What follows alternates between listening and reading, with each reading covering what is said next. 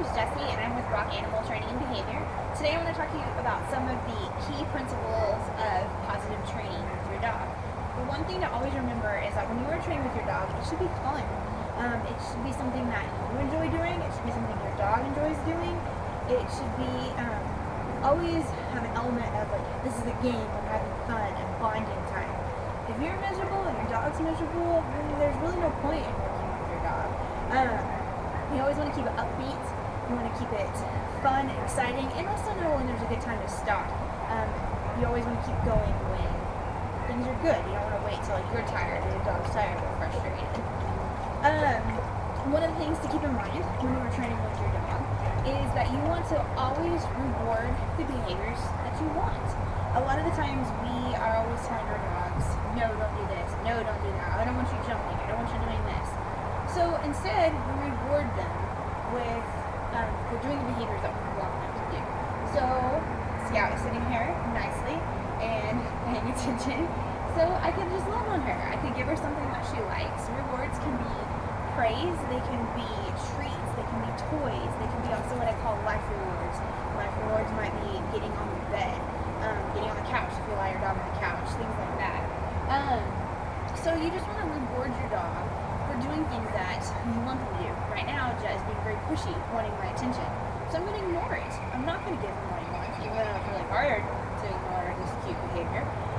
As soon as he's kind of not being as pushy, I'll reach down and I'll give him what he wants. He wants my attention. There's nothing wrong with wanting my attention. He just has to learn to not be pushy about it, because he can be pushy. And I know there's dogs out there that can be pushy about it as well.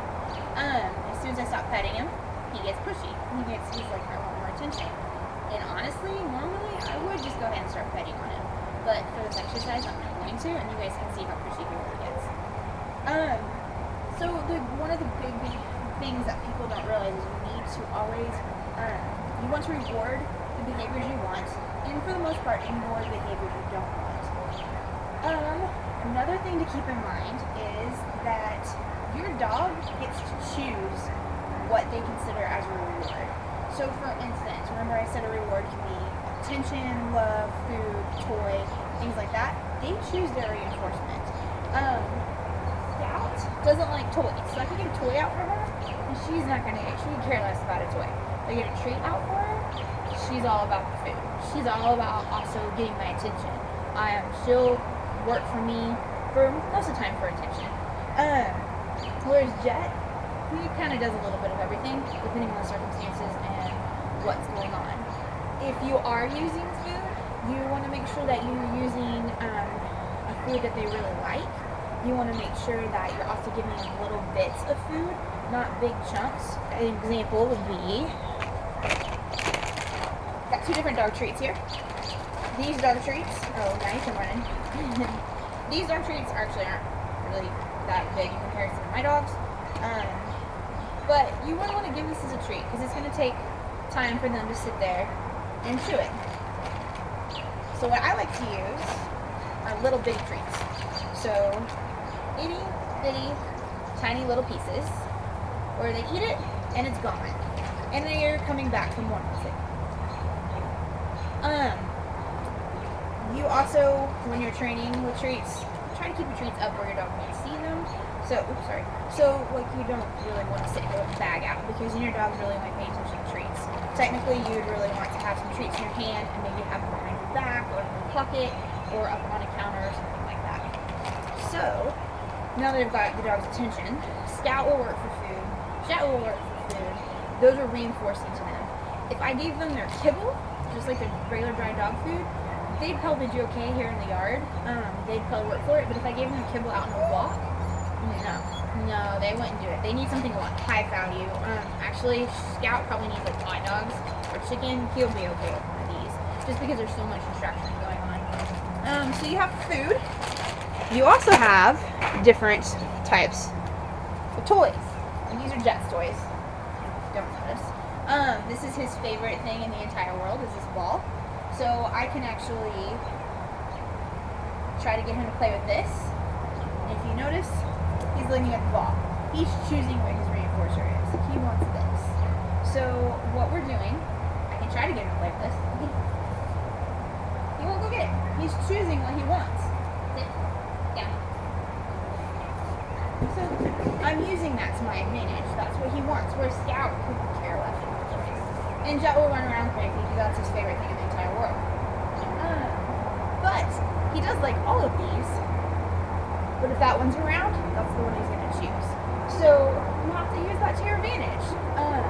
Obviously, I can't take a big green ball with me everywhere that I go. But when we're here in the backyard working on things, it's what it makes a really great reinforcement. Another thing, like I said, is praise. Scout really likes praise. She'll just, hey, Scout, come here.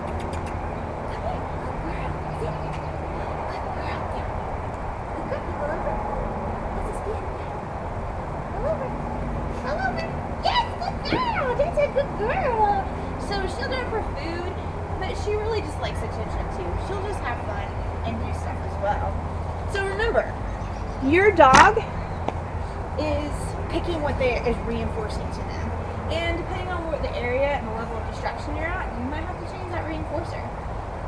Another thing is, the behavior that is rewarded the most is the behavior your dog is going to do.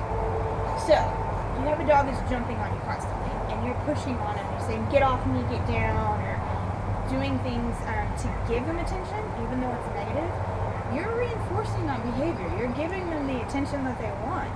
So keep that in mind.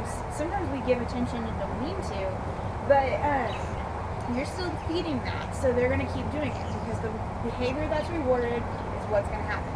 But if I reward for sitting nicely and being calm like this, the dogs are they're gonna learn that being calm, our 4 feet on the ground, is what's needed.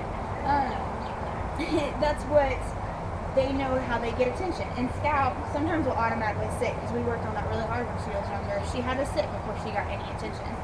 So she'll actually come up to me sometimes and just automatically sit to get me to pet her, which is fine. I'm okay with that. So those are just a few of the key principles to positive training. As we keep going on, I'm going to explore some more and go over them. But for now, I hope that you enjoy this. If you have any questions, just please let me know. Thank you.